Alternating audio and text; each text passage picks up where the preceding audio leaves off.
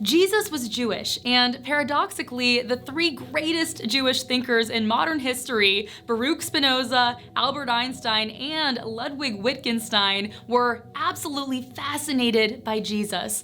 Spinoza wrote, "God manifested himself to the apostles through the mind of Christ as he formerly did to Moses through the supernatural voice."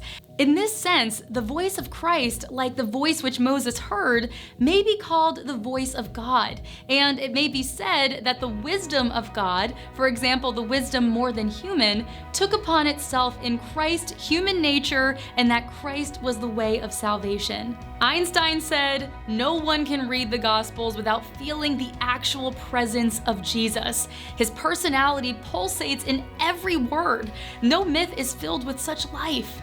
Ludwig Wittgenstein, the most influential philosopher of the last 100 years, speaking as a modern Jewish witness to the resurrection, said, "What inclines even me to believe in Christ's resurrection? If he did not rise from the dead, we are in a sort of hell, cut off from heaven. But if I am to be really saved, what I need is certainty, not wisdom, dreams, or speculations, and this certainty is faith. And faith is what is needed by my heart, my soul, not my speculative intelligence."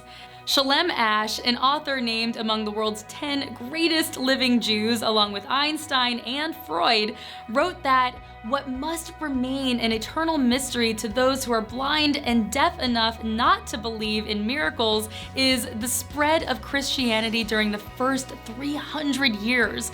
No intellectual evidence, no rationalistic explanation can clarify the phenomenon or see it as anything other than an extraordinary development which remains outside the bounds of our intellectual, sensible point of view. He, Jesus, as no other, stands before our eyes as an example and a warning, both in his divine form and in his human one, and demands of us, harries us, prods us to follow his example and carry out his teachings.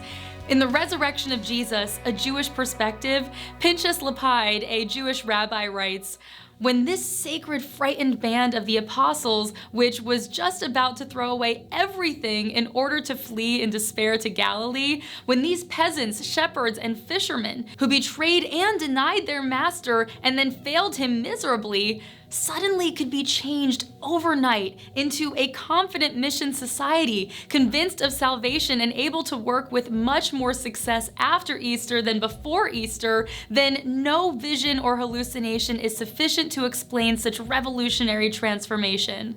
Such a post-Easter change, which was no less real than sudden and unexpected, certainly needed a concrete foundation which can by no means exclude the possibility of a physical resurrection. It should be said that the question of the incarnation of God in Christ is not a contemporary partisan Jewish-Christian dispute.